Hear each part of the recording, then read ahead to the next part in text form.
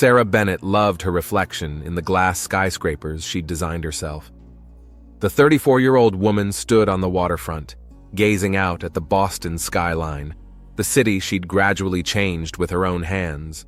The phone in her pocket vibrated a reminder of tomorrow's surgery. Sarah cringed, feeling a dull ache in her right knee for a moment. The old sports injury she had lived with for the past 10 years had finally been decided to fix. 8 o'clock tomorrow morning, Memorial Harbor Clinic, no eating anything after midnight, the message read. She took a deep breath. Mrs. Bennett wasn't afraid of pain, but medical procedures always gave her a slight thrill. The Memorial Harbor Clinic towered over the east side of town, a 20-story glass and metal building designed by Sarah's competitors 5 years ago. She couldn't help but admire the structure's aesthetics, even as her husband, Eric, parked their car in the underground parking lot. "Are you sure you're up to this?" he asked, turning off the ignition. "I can take a week off." "A week?" Sarah rolled her eyes. "It's a routine arthroscopy, Eric. I'll be home as early as tomorrow night and back to work in 3 days. And yet, I'm still a big girl." She kissed him on the cheek. "Your project doesn't wait, and all I have to do is sleep under anesthesia while Dr. Kavanaugh fixes my knee." The emergency room was quiet and smelled of something sterile. Sarah was greeted by a nurse with impeccable styling and a professional smile. All the check-in procedures took no more than 20 minutes. Eric shifted awkwardly from foot to foot as his wife filled out the last of the consent forms. "Mrs. Bennett, Dr. Kavanaugh is one of the best orthopedic surgeons on the East Coast," the receptionist said, handing Sarah a patient badge. "You're very lucky to have him personally perform the surgery." "I heard," Sarah nodded. "My GP said he usually has a waiting list of months." "That's true, but Dr. Kavanaugh has a tradition of taking a few cases a month off the waiting list, just to stay in touch with his regular practice. You were lucky enough to get into that quota." Sarah just smiled and shrugged. She didn't care. The important thing was that her knee problem was finally resolved. An hour later, Sarah had already changed into hospital clothes and was lying on a gurney, waiting for the pre-operative preparation. The room was bright, with a panoramic window overlooking the city. "It's like a premium hotel," Sarah thought to herself. The door opened, and a tall man in his 50s wearing a white coat walked in. His dark hair was neatly styled, and his blue eyes radiated calm and confidence. "Mrs. Bennett, I'm Dr. Kavanaugh." He extended his hand for a handshake. "It's a pleasure to meet you in person." "Sarah, please." She returned the handshake. His palm was dry and warm. "Sarah, good." He smiled, showing perfectly straight teeth. "I've reviewed your MRI. Classic case of medial meniscus tear. The procedure will take about an hour, and everything will go smoothly, I assure you." Kavanaugh spent several minutes explaining the details of the procedure. His voice was deep and measured. Sarah caught herself thinking that she was enjoying listening to this man. "I guess that's the way it should be with good doctors," she thought. "Any questions?" he asked, finishing his explanation. "No, it's all clear. Just make sure that your knee doesn't hurt anymore when climbing stairs." "We guarantee that." Kavanaugh bowed his head slightly. "I'll see you in the operating room, Sarah." When he left, a nurse entered the room, a young man with a pleasant face and a wary look. "I'm Michael Webster. I'll be with you during the prep." He checked the IV. "Dr. Kavanaugh is the best in the business. You're a lucky man." "That's what everyone says," Sarah smiled. "Because it's true." Michael thought for a moment, but then returned to his professional tone. "The anesthesiologist will be here soon, and we'll go to the operating room." The last thing Sarah remembered before the world dissolved into a haze of anesthesia was the bright light of the operating lights and Dr. Kavanaugh's mask above her. "Count to 10, Sarah," she heard the anesthesiologist's voice say. 1, 2, 3. She couldn't remember the rest. Asterisk, asterisk, asterisk. 8 months later, Sarah sat in her therapist's office and couldn't believe her ears. "Say that again, please." Her voice shook. Dr. Rivera, a middle-aged woman with a serious expression, folded her hands on the table. "Mrs. Bennett, you tested positive for HIV. We ran 2 different types of tests to confirm. The results are unequivocal." Sarah felt the blood drain from her face. It was as if the room was spinning around her. "It's impossible," she whispered. "Just impossible." I understand your shock, Dr. Rivera said softly. But the results are solid. HIV is no longer a death sentence these days. Modern therapies. You don't understand, Sarah interrupted her. I've been married for 8 years. I have no other partners. I've never done drugs, no tattoos, no blood transfusions. That just can't be true. Dr. Rivera looked at her patient closely. Mrs. Bennett, I suggest that your husband be tested as well. Yes, of course, Sarah replied automatically, her mind frantically searching for an explanation. In the cab on the way home, she couldn't hold back the tears. The whole world was crumbling around her. How should she tell Eric? What would he think? Would he believe her? Sarah had never cheated on her husband, and she knew he was faithful to her too. They had been together since their college years. At home, Sarah found herself unable to utter a word. Eric found her sitting in the darkness of the living room. What's wrong? He turned on the light and saw her face swollen with tears. Sarah, you're scaring me. I need you to take a test, she finally managed to say. What kind of test? The HIV test. Eric froze, his face pale. What are you talking about? I'm positive. But that's impossible, Eric, I swear. He sank down beside her on the couch, putting his arm around her shoulders. I believe you. There will be some explanation. Let's figure it out. The next day, Eric's test came back negative. That brought some relief, but it also added more questions. If not from her husband, then from where? Sarah spent a few days going over the events of the last few years in her mind. She pulled out her medical records, rereading the results of all the tests, and then it hit her. Eric, look. She put the printout in front of her husband. A month before my knee surgery, I had a general checkup. I tested negative for HIV. Do you think... I don't know what to think, but after the surgery, I didn't take that test again until today. Eric frowned. So you got infected somewhere between those dates? It would seem so. And I wasn't even in hospitals anymore, just that surgery. The couple looked at each other. The idea seemed absurd, but there was no other explanation. Sarah went back to work, but the thought of HIV kept her on her mind. She began her own investigation, spending hours on the internet, reading articles about the transmission of the virus, about cases of infection in medical institutions.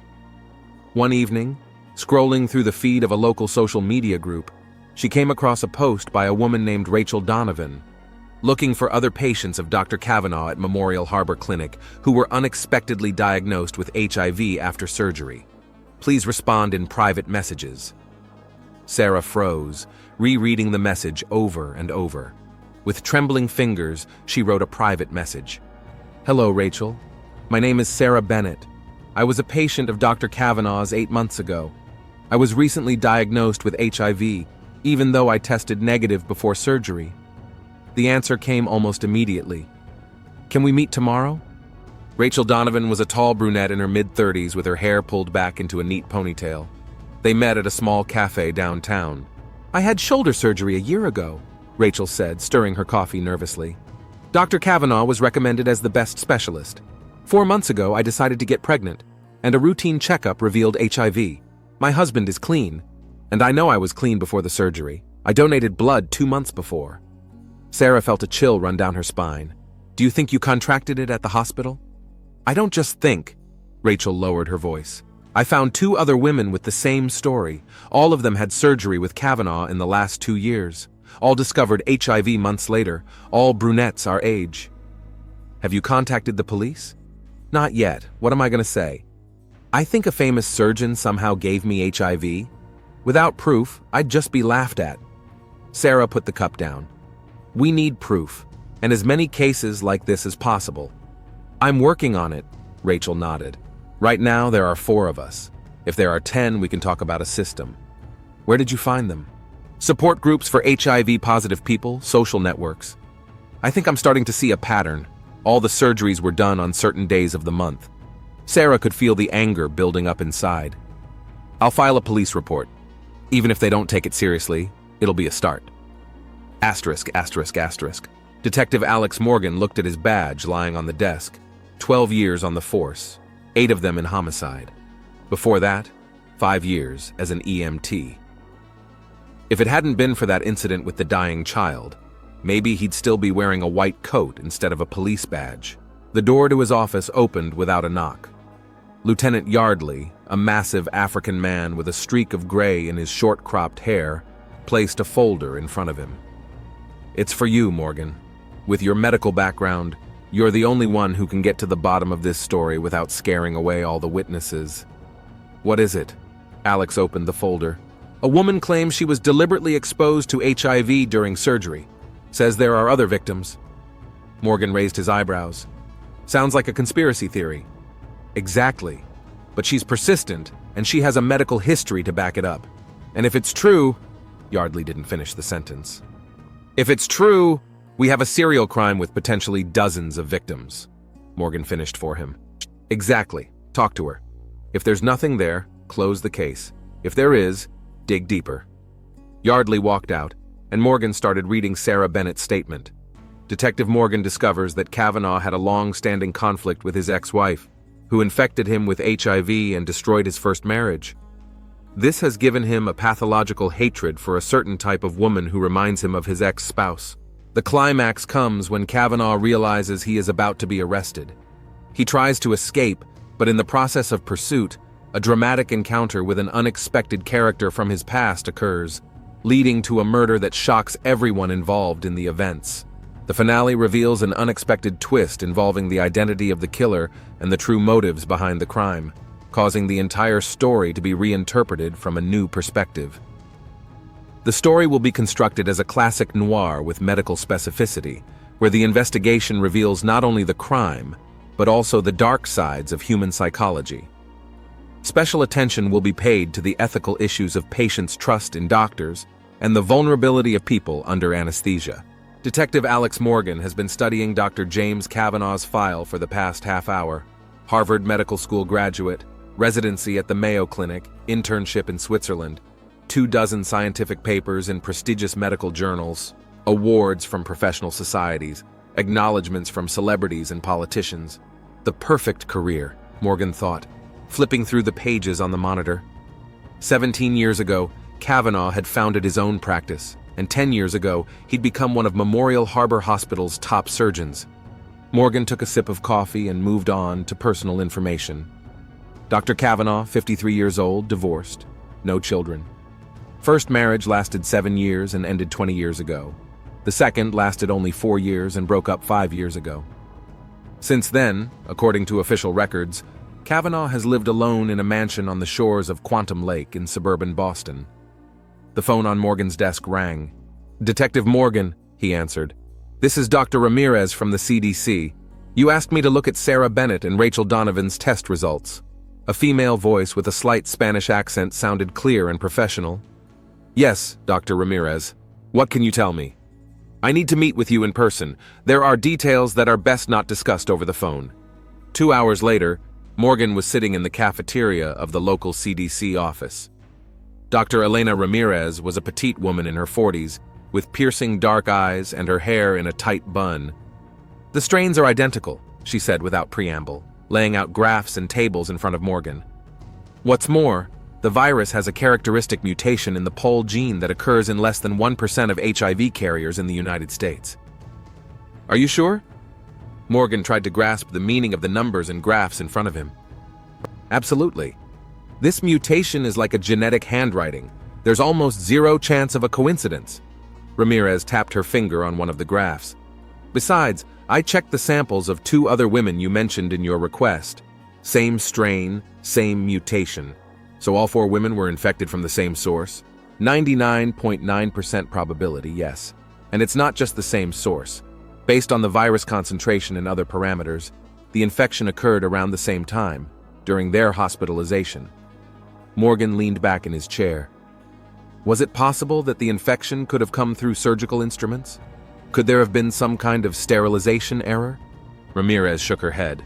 "Extremely unlikely. HIV doesn't survive long outside the human body. Besides, these women were all operated on different days, weeks, and months apart. Sterilization protocols at clinics like Memorial Harbor preclude the reuse of unsterile instruments." "Then how?" Ramirez lowered her voice. "The only way I can think of is direct contact with the host's bodily fluids. And given that it happened during surgical procedures when the patients were under anesthesia? She didn't finish the sentence, but Morgan understood. A chill ran down his spine. Are you suggesting sexual contact during surgery? I can't say that for sure, Detective, but medically it's the most likely scenario. Morgan rubbed the bridge of his nose. The thought was so monstrous that his mind refused to accept it. If it's true, we're dealing with an unprecedented violation of medical ethics and a criminal offense, he said slowly. Exactly. And if there's any chance I'm right, we need to act now. Who knows how many more women could get hurt? Asterisk, asterisk, asterisk. The next day, Morgan arrived at the Memorial Harbor Clinic. He introduced himself to the administration as a detective conducting a routine investigation of a patient complaint without giving details. First on his list was Michael Webster, a nurse who worked with Dr. Kavanaugh. They met in an empty conference room on the 7th floor.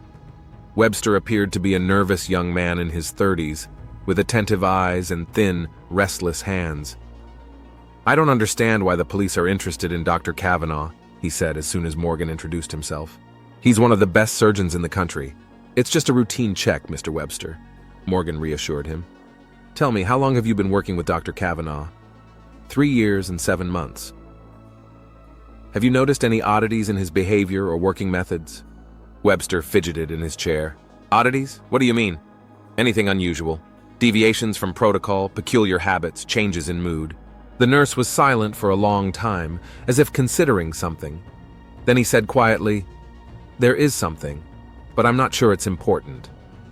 Let me decide whether it's important or not, Morgan said softly.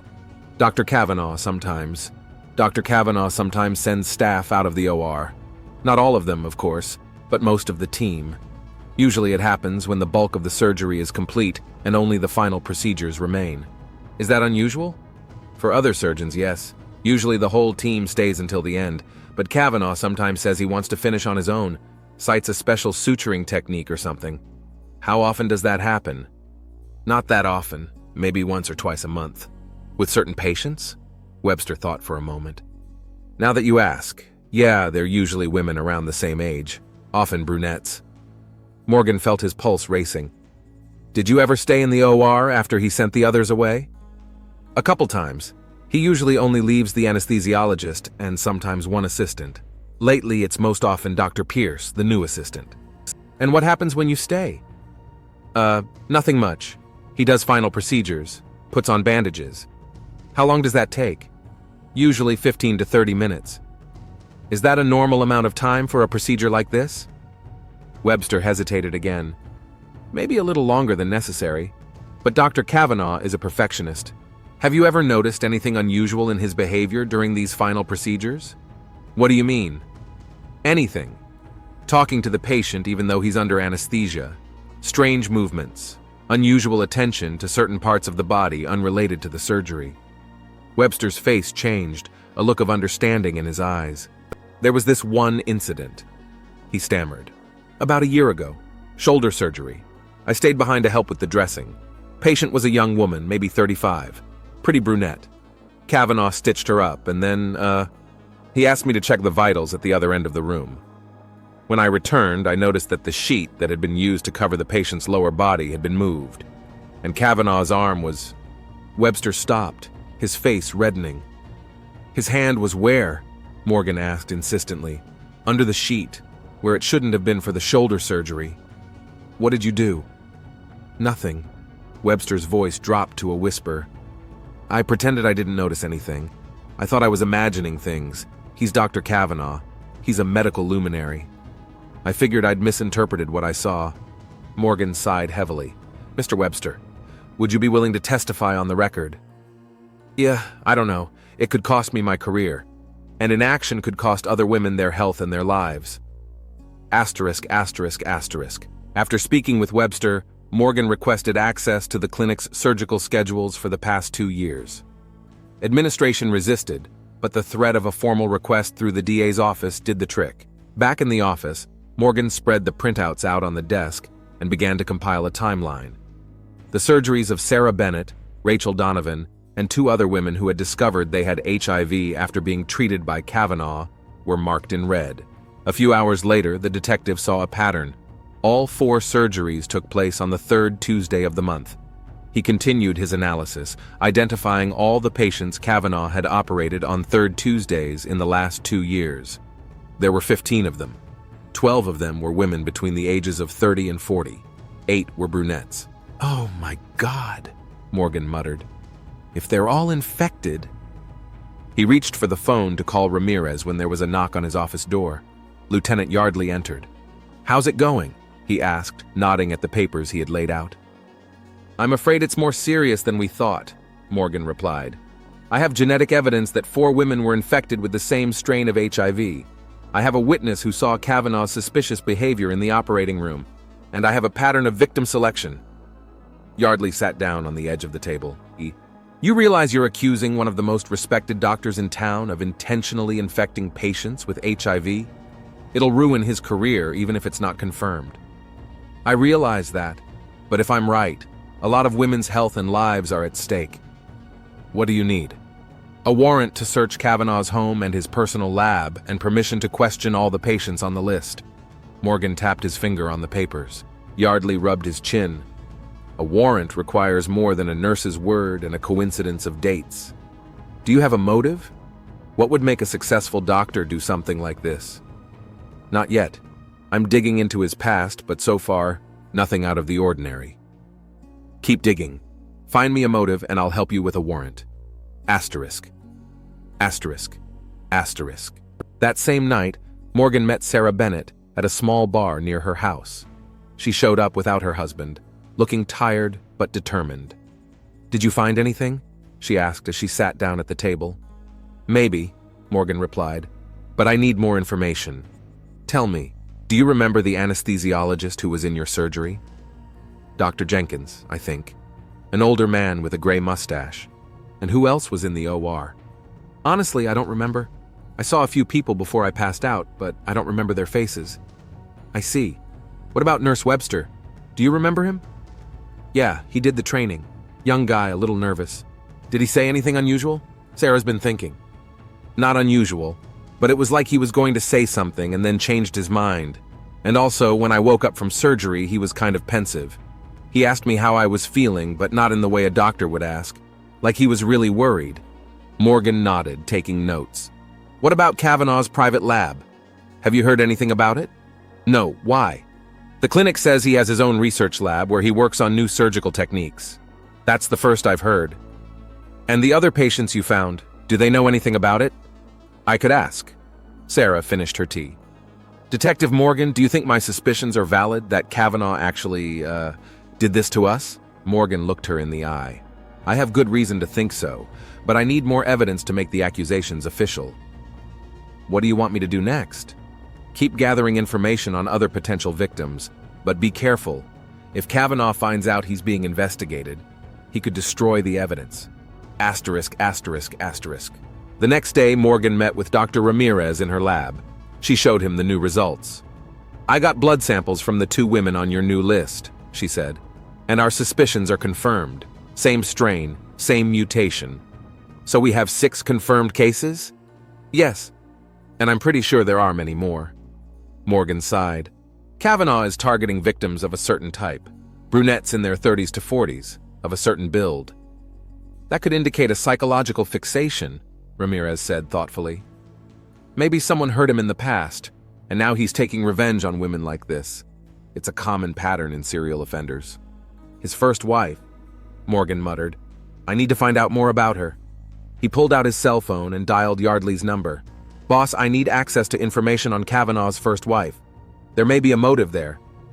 "I'll see what I can do," Yardley replied. "In the meantime, I have some news.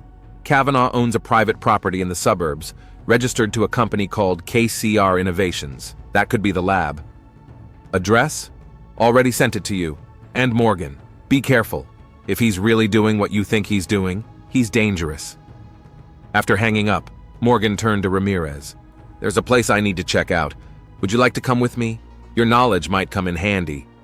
"Sure," she nodded. "Give me 5 minutes to change." On the way to Kavanaugh's supposed lab, Morgan pondered his motives. What could drive a successful doctor in the prime of his career to turn into a serial offender, deliberately infecting women with a deadly virus? Revenge? Perverse pleasure? Or something else he couldn't yet understand? They pulled up to an unremarkable building on the outskirts of town. The single-story gray brick structure looked like an ordinary office or warehouse. The only indication that it might be a lab was the state-of-the-art security system at the entrance. "What do we do?" Ramirez asked. "We don't have a warrant." "We look around," Morgan replied. "Sometimes you can learn a lot just by looking." They parked on a nearby street and waited. An hour later, a black BMW pulled up to the building. Dr. Kavanaugh himself stepped out of the car. "Bingo," Morgan whispered. "Let's see what he's doing in there." Dr. Kavanaugh entered the building, dialing the code on the electronic lock. Morgan and Ramirez stayed in the car, watching. "We need to find out what's inside," Morgan said, tapping his fingers on the steering wheel. "We can't go in without a warrant," Ramirez reminded him. "I know, but I need to figure out what he's doing in there." Morgan pulled out his cell phone. "I'm calling Yardley. I hope he has an update on Kavanaugh's first wife." The lieutenant answered after the third ring. "Morgan, I was just about to call you. Found some information on Kavanaugh's first wife, Lauren Haley, now Lauren Davis. And I have some interesting news. Go ahead." According to medical records, she was diagnosed with HIV about 20 years ago, shortly before the divorce. A month later, Kavanaugh tested positive. He's still active and on regular antiretrovirals. Morgan and Ramirez looked at each other. "Can we talk to her?" "She lives in Portland, Maine. I sent you the contacts. One more thing. I got a search warrant for a building registered to KCR Innovations. The judge agreed that 6 confirmed cases of a single strain of HIV is enough for reasonable suspicion. You have the warrant? Sending an electronic copy. Paper copy will be delivered within the hour, but Morgan, don't do anything stupid. Wait for the team. They'll be here in 40 minutes. "Sure thing, boss," Morgan replied, already knowing he wouldn't wait. Hanging up the phone, he turned to Ramirez. "We have a warrant, and apparently a motive. Kavanaugh's first wife contracted HIV before their divorce and then infected him as well. Now it makes sense why he chooses a certain type of woman." Ramirez nodded. "He's not just getting revenge on his ex, he's getting revenge on anyone who looks like her. I need to get in there, now. The team will be there in 40 minutes. In 40 minutes he can destroy the evidence if he suspects trouble. He just walked in. Now would be a good time." Ramirez hesitated. "It's dangerous. I have a gun and a badge. We have a warrant. You can stay in the car if you want." "No, I'm coming with you. If there's a lab in there, you might need my expertise." They got out of the car and headed toward the building. The electronic lock required a code, but Morgan noticed that the door didn't close all the way behind Kavanaugh. "Luck is on our side," he whispered as he carefully opened the door. It was quiet and cool inside. They found themselves in a small hallway with several doors. Muffled sounds came from one. Morgan drew his gun and gestured for Ramirez to stay behind him. Slowly, trying not to make any noise, they approached the door. The detective carefully turned the knob. The door opened into a large room divided into 2 parts. The first half really resembled a laboratory. Tables with microscopes, centrifuges, computer equipment. But the second part made Morgan and Ramirez freeze in shock. Along the far wall was an altar of sorts. A long table covered with a dark cloth and framed photographs. Dozens of pictures of women, each in a dark frame, as if in mourning. Beneath each was a small glass jar with a murky liquid and a neatly signed date. On a shelf above the altar was a row of medical vials with red caps, blood samples, each also labeled with a date and initials. In the center of the altar was a photograph of a beautiful, dark-haired woman of about 35 years of age, obviously Kavanaugh's ex-wife. Her picture was larger than the others, and the frame was elaborately decorated with something resembling dried drops of blood. Dr. Kavanaugh stood with his back to the door, wiping the glass surface of another jar before adding it to his gruesome collection. Next to him lay a medical chart with a picture of a woman Morgan recognized, one of Kavanaugh's patients whose name had appeared in their investigation. "Boston Police Department," Morgan said loudly. "Don't move, Dr. Kavanaugh." Kavanaugh slowly turned around. There was no surprise or fear on his face. only a cold calmness and a slight smile, as if he had met an old acquaintance at a social gathering. "Detective Morgan, I presume?" His voice sounded as professional as if they'd met at a medical conference. "I expected this to happen sooner or later. Any experiment is going to be tested sooner or later." "Hands where I can see them," Morgan ordered, keeping the gun pointed at Kavanaugh. "Slowly step away from the table." Kavanaugh complied, but there was no fear in his movements.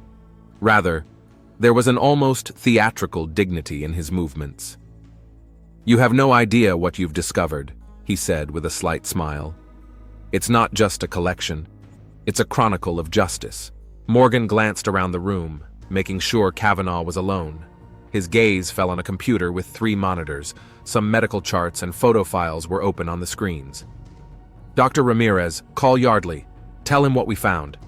Ramirez pulled out her cell phone, keeping her eyes on the creepy altar. Her hand was visibly shaking. "You've been infecting women with HIV during surgeries," Morgan said. It wasn't a question. It was a statement. "Why?" "It's more complicated than you think, Detective," Kavanaugh said calmly, as if he were explaining the intricacies of surgical technique to medical students. "You see a crime? I see a rebalancing. A redistribution of pain, if you will." "Balance?" Morgan could barely contain his anger. "You call deliberately infecting innocent women with a deadly virus balance?" "Innocent?" Kavanaugh let out a short chuckle, and his face suddenly contorted with hatred before assuming a mask of calm again. "None of them are innocent. They're all just like her. They all think they can ruin a man and get away with it without consequences." He nodded at the photograph in the center of the altar. "Your ex-wife," Morgan guessed. "Lauren Haley. She ruined my life." Kavanaugh's voice held real emotion for the first time, his eyes glittering with an unhealthy glint. "Cheated on me with a bartender she met at a party. I was a promising surgeon, and she was working as a waitress when we met. I pulled her out of the mud, gave her everything, status, money, social standing, and she repaid me by spreading her legs for the first tattooed lowlife she met." His voice shook. "Got HIV and passed it on to me. Then she dumped me, taking half of everything I had." "That was 20 years ago," Morgan pointed out. "And you're still taking revenge on her by maiming other women's lives." "Not other women. Just like her." Kavanaugh took a step to the side, and Morgan tensed. "Look at them. Same age, same features, same arrogant confidence in their eyes. They all think they're untouchable, that their beauty entitles them. I'm just, leveling the playing field." He swept his hand through the air as if savoring his imagined greatness. "No one deserves what you've done!" Ramirez's voice shook with anger. "You took the Hippocratic Oath. You were supposed to heal, not maim." "And who's going to heal me?" Kavanaugh asked sharply, raising his voice for the first time. "Who will give me back the 20 years I spent with this disease? Who will compensate me for having to take medication every day for the rest of my life?" He paused, calming down again. "You know what the ironic thing is? I became a better surgeon because of that rage. My hatred made me great." "You're sick, Dr. Kavanaugh," Morgan said. "But not HIV. You're sick with hate, and we're going to stop you before you hurt anyone else." Kavanaugh smiled again, and that smile sent a chill down Morgan's spine. It was the smile of a man who had completely lost contact with reality, with human standards of morality. "You're too late, Detective. I've infected 17 women in the last 2 years, and each time it's been, delightful." His eyes clouded over, as if he were in a flashback. Seeing them, so vulnerable under anesthesia, so helpless, so available. To know that I was changing their lives forever, leaving a piece of myself in them that would never fade. Morgan felt nausea coming up his throat. He'd dealt with murderers and rapists before, but Kavanaugh's cold, calculating nature shook him to his core. "How did you do it?" Morgan asked, wanting a full confession. "Technically. Do you really want to know?" Kavanaugh raised an eyebrow, clearly enjoying the attention. "It's both simple and ingenious. When the operation is almost complete, I send most of the staff away. The only ones left are the anesthesiologist, who keeps an eye on the vitals, and occasionally an assistant who I distract with an errand." He lowered his voice to an intimate whisper. "And then I collect my biological material." He made a distinctive hand gesture that left no doubt as to what he meant. And then ensure that it gets onto the patient's mucous membranes. It requires some contact. His eyes glittered with painful excitement. But under anesthesia, they feel nothing. They don't remember anything. They just find out one day that they're sick, and they'll never understand where it came from. Did you film this? Morgan nodded at the computers, feeling the rage building inside. Of course I did. I'm a scientist. It's important to document the process and the results, Kavanaugh said with the pride of a man talking about an important scientific discovery. I have records of every case. Changes in blood tests over time, the progression of the infection. You have no idea what valuable data I've collected, what a unique study I've done. And the jars? Morgan nodded at the gruesome collection, trying to remain professionally calm. Souvenirs. Kavanaugh's smile grew wider, exposing perfectly straight teeth. Each one contains a sample I used with a date and name, my personal collection of memories. Sometimes in the evenings I sit here and go through the records, remembering every case, every woman. He spoke with such perverse tenderness that Morgan's hair stood up. And sometimes, Kavanaugh paused, savoring the effect. I sent them anonymous letters, months after the surgery. Get tested for HIV. Unsigned. Can you imagine their panic? Their bewilderment? He laughed softly. Priceless. At that moment, sirens were heard outside. Your support team has arrived, Detective, Kavanaugh said calmly. I guess my experiment is officially over. But you know what? I have no regrets. It was the best 2 years of my life. It wasn't an experiment, Morgan said, pulling out the handcuffs. It was a serial offense. Dr. James Kavanaugh, you're under arrest for intentional infliction of grievous bodily harm and sexual assault. While Morgan was reading Kavanaugh his rights, police officers from the arrest team burst into the room. Kavanaugh allowed himself to be handcuffed, remaining frighteningly calm. You don't understand, he said as they led him out. I'm not a criminal. I'm a tool of karma. They say HIV is transmitted through intimacy. And what's more intimate than surgery? I just, deepened that intimacy. Asterisk, asterisk, asterisk. At the police station, Morgan watched Kavanaugh's interrogation through a one-way mirror. The doctor detailed his actions without showing the slightest remorse. He spoke of his victims as research subjects and insisted that his actions were justified by their outward resemblance to his ex-wife. He's absolutely sure he's right, said Ramirez, who was standing next to Morgan. She still looked pale after what they had discovered. A complete moral inversion. In his mind, he's restoring justice. A classic case of narcissistic psychopathy with elements of sexual deviance, added the psychiatrist brought in to evaluate Kavanaugh.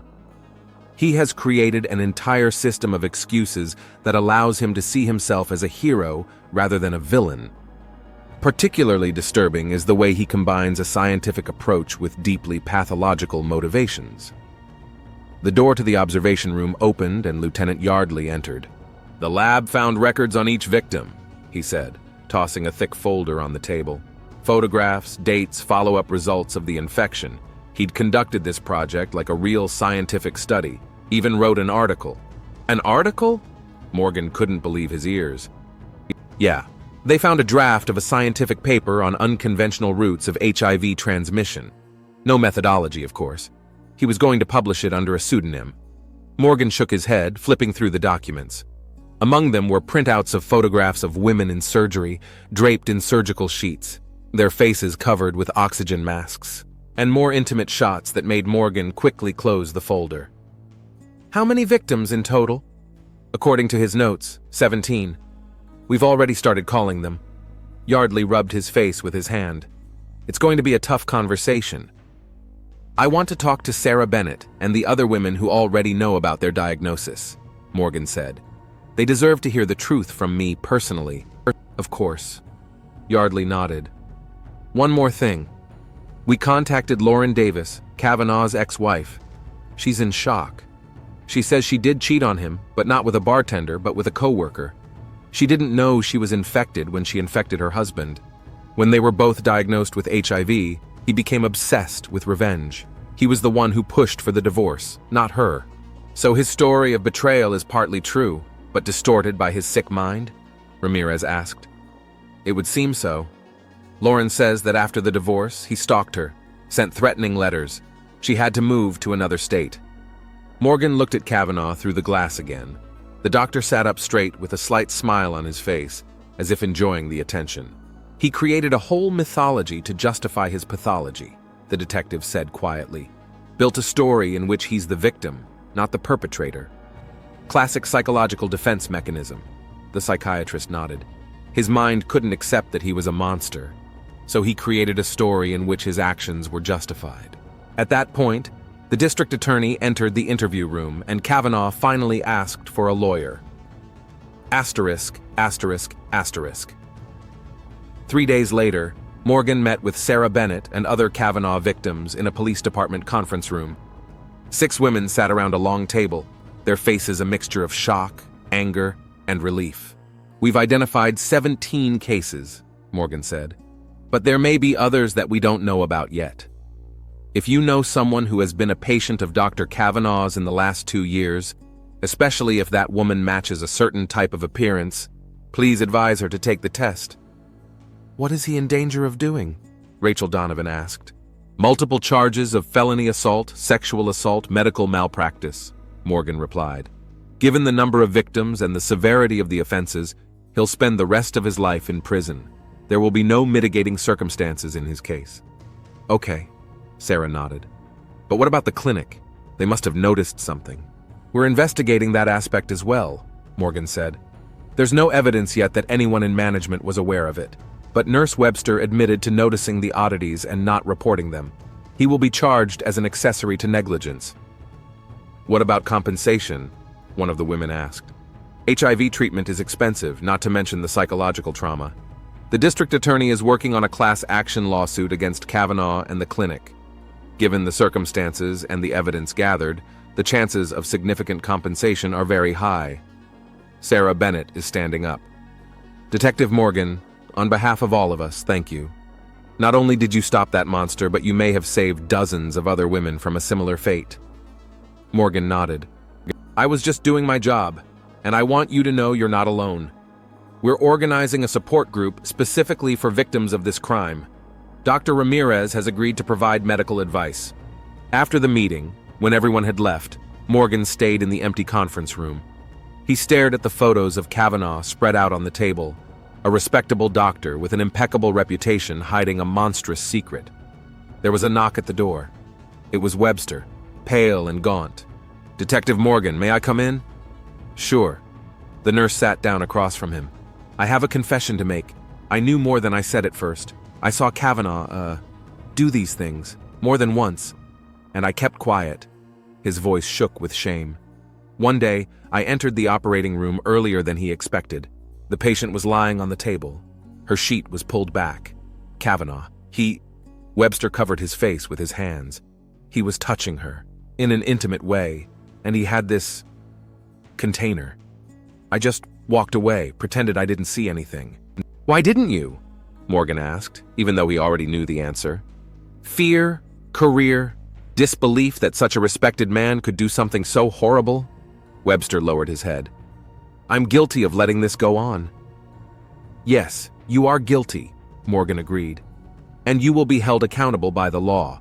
But the fact that you're confessing now, when you could have just kept your mouth shut, shows that you still have a conscience. Webster nodded, tears in his eyes. Why did he do it, detective? I still can't figure it out. Morgan sighed. Sometimes the scariest monsters look like regular people, Mr. Webster. They wear suits, go to work, smile at their co-workers, but inside them lives an abyss. And when we look into that abyss, we see not only the horror of their souls, but also the fragility of our own idea of normalcy. Asterisk, asterisk, asterisk.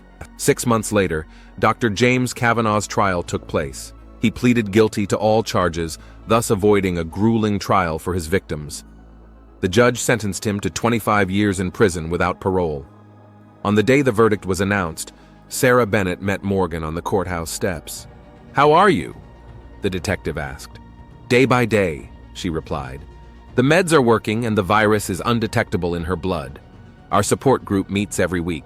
We help each other cope. And your husband? Eric's there for me. Every day proves that true love is stronger than any trial. Sarah smiled weakly. And you? New case? Always new business. Morgan nodded. But this will stay with me forever. A reminder that evil could lurk behind the most respectable facades. They stood in silence, looking out at the city in the fall sunshine. You know, Sarah said at last, I've stopped believing doctors. All doctors. And that's probably the worst thing Kavanaugh did to me. He stole my trust. I understand, Morgan nodded. That's why I left medicine once upon a time. One case, one kid I couldn't save, and I couldn't wear the white coat anymore. Couldn't see in my patient's eyes this trust that I thought was undeserved. But you found another way to help people. Yes, and you will too. Morgan held out his hand to her. Take care of yourself, Sarah. You too, detective. When Sarah left, Morgan stood on the steps looking out over the city for a long time. The case was closed, the perpetrator punished. But there was still a heavy feeling inside that was familiar to anyone who had faced real evil. The realization that the world would never be the same. For the victims, for the witnesses, for Morgan himself, something had forever changed in their perception of reality. His phone rang. Yardley, new case. Morgan took a deep breath and answered it.